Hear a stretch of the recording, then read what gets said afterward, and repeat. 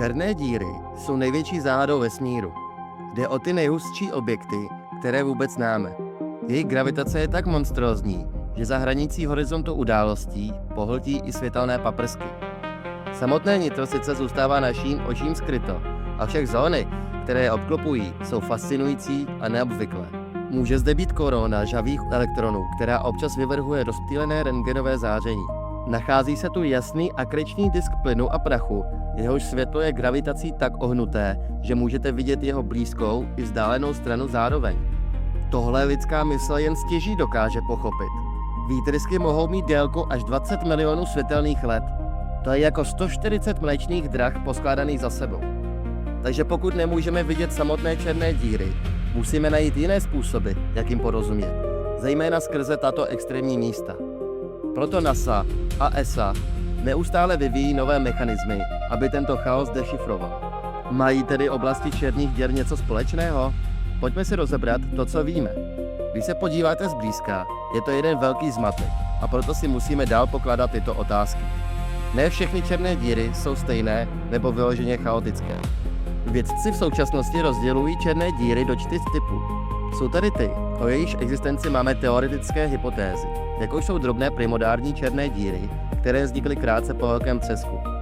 Pak jsou tu černé díry průměrné hmotnosti, které tak trochu chybí, v tom smyslu, že by tam měly být, ale jejich existenci jsme zatím bezpečně nepotvrdili. Pozorovali jsme ale spoustu černých děr hvězdné hmotnosti, které mají v pozůstatcích po supernovách nejméně 8násobek hmotnosti našeho Slunce. Zdaleka nejdramatičtější jsou však supermasivní černé díry, které jsou 100 000krát až miliardkrát hmotnější než naše Slunce. Ve skutečnosti mohou dosahovat tak obrovských rozměrů, že by zabrali celou naši sluneční soustavu. Když se nacházejí v centrech galaxií, mohou se tyto monstrózní černé díry stát aktivními galaktickými jádry neboli AGN. Vymršťují obrovské množství materiálu a produkují mnoho druhů světla. AGN ukazují černé díry v jejich nejdivočejší podobě. Tato aktivní jádra patří k nejpozoruhodnějším úkazům ve vesmíru. Generují tak enormní množství energie, že je vědci mohou sledovat napříč celým elektromagnetickým spektrem. Pohled na obrovskou galaxii, která svou hmotností miliardkrát převyšuje naše Slunce, se lze vcelku bezpečně domnívat, že se v jejím nitru obrovská černá díra nachází. Jenže u menších galaxií situace zdaleka není tak jasná. Právě tyto menší objekty vědce zajímají nejvíce, jelikož o dění v nitru stále víme jen velmi málo. Světlo slabších aktivních jader totiž snadno zanikne v záplavě světla z okolních hvězd. K odhalení pravdy je proto nutná neomylná metoda, do které okolní vesmírný šum nemůže mluvit. Výzkum často začíná pouhou mapou, plnou zdánlivě chaotických teček. Klíč k jejich pochopení se ukrývá ve světelném spektru dané galaxie. Pokud v něm vědci objeví vysoce ionizované prvky produkující obrovské množství energie, získávají silný důkaz, že narazili na aktivní jádro. Zda jde o nejlepší metodu k nalezení černé díry, však zatím stále vyvolává diskuze. Jednoznačná odpověď neexistuje.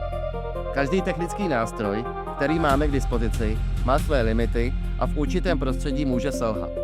Okolí těchto objektů však rozhodně není jednotvárné a každé z nich nabízí unikátní pohled do hlubin vesmíru. AGN může mít několik odlišných struktur. Nejjasnějším prvkem je akreční disk. Na tomto rádiovém snímku z teleskopu Event Horizon vidíme akreční disk kolem supermasivní černé díry nazvané M87. Tento pás plynu a prachu obíhá černou díru a rozžhavuje se vlivem gravitačních sil a viskozity. Vysílá světlo, které sahá od rádiových vln až po rentgenové záření. Nad a pod diskem může mít AGN koronu. Toto superhorké plazma volných elektronů vysílá velké množství energie. Je mnohem méně hustá než akreční disk, ale o dost teplejší. Vědci dlouho přemýšleli, jak korona vzniká, jaký má tvar a jak působí na zbytek okolí. Nedávná studie s teleskopem XPI od NASA ukazuje, že pozorované korony se pravděpodobně rozprostírají v rovině, podobně jako akreční disk, a možná jsou mnohem větší, než jsme si mysleli. Jednou z nejlepších metod, jak se o těchto systémech dozvědět více, je analýza věcí, jako jsou koronární čáry. NASA v současnosti využívá spektroskopii ke zkoumání spektrálních linií v jádrech AGN. Výsledkem jsou sice klikaté grafy, ty nám ale odhalují, jaké prvky na místě najdeme, ale hlavně, které tam schází. Extrémní podmínky totiž způsobují ionizaci atomů, což tyto prvky zbavuje jejich elektronů. I když jsou AGN jedněmi z nejjasnějších objektů ve vesmíru, mohou se někdy schovávat za prachovým torusem. Torus je hustá struktura ve tvaru donatu, neboli koblihy, která je tak masivní, že AGN nevidíme. Leda, že by otvor tohoto donutu byl nasměrován k jednomu z našich teleskopů, nebo pokud nehledáte energetické rentgenové signály. Vědci využívající NuSTAR od NASA, což je další rentgenový teleskop, se domnívají, že až 50% černých děr je zakryto torusem. Tyto prachové pláště mohou dokonce ovlivnit vyvíjící se galaxii. Velká část těchto hustých trosek končí vnitru černé díry. Pokud ale pohltí až moc prachu najednou, vyvolá to masivní reakci. Objekt uvolní obrovské množství plynu a vymrští hmotu zpět do vesmíru. Tento proces dokáže natolik rozpálit a odfouknout okolní plyn, že v galaxii zcela zpomalí vznik nových hvězd. To vše je ale zanedbatelné v porovnání s tím, co dokáže masivní výron hmoty známý jako jet. Vzpomínáte na M87? Zde je další snímek, vyfocený naším Hubbleovým teleskopem. Ta jasná čára je černá díra, vymršťující obrovský proud částic pohybujících se rychlostí blížící se rychlosti světla. Člověka to nutí k zamýšlení. Pokud černé díry pohlcují vše, co se dostane moc blízko, jak dokážou pohánět proudy částic ven? Nabízí se zásadní otázka. Proč tyto objekty vyvrhují tak obrovské množství hmoty, když podle všeho mají všechno ve svém okolí spíše pohlcovat? Pohled zblízka odhaluje fascinující mechanismus. Samotná černá díra sídlí v centru a obklopuje ji masivní akreční disk, který je podobný prstencům planety Saturn.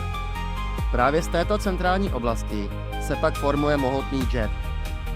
Gigantický plazmový proud, který pohání silné magnetické pole a posílá ho pod obrovským tlakem do galaktických vzdáleností.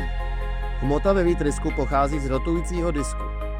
Vědci dlouho studovali, jak se částice z disku dokážou uvolnit, bleskově akcelerovat a zamířit kolmo ven. Dnes již máme celkem jasnou vizi, jak tento proces funguje. Klíčem je rotace samotné černé díry. Pokud se objekt otáčí, je možné část této rotační energie vzít a poslat ji dál. Tento jev mají na svědomí extrémně silná magnetická pole v okolí černé díry. Tato pole doslova kradou rotační energii z centra a pumpují ji do okolního prostoru. Nahromaděná síla v magnetických polích pak urychluje částice v disku natolik, že sformují obrovský výtrysk. Funguje to velmi podobně jako pozemské urychlovače částic, ve kterých pohodu a usměrňování částic využíváme právě sílu magnetu. Ionizované částice a okolní plyny v tomto proudu unikají vysokou rychlostí dál do kosmu. Do nitra samotného monstra ale nikdo nedohlédne. Fyzikální zákony nám totiž neumožnili se podívat, co se nachází za horizontem událostí. Odtud se zpět nedostane vůbec nic, ani světlo. Jsme odsouzeni vidět pouze světlo, které je obklopuje. S tímto světlem však stále můžeme odpovědět na spoustu otázek. S každým novým teleskopem, který postavíme, ať už se dívá skrz naši atmosféru ze Země, nebo studuje vesmír z kosmu, získáváme další vodítka k tomu, abychom zjistili, jak a proč se okolí černých dír chová tak, jak se chová. Tohle bylo video o černých dírách ve vesmíru na kanálu Úžasná realita.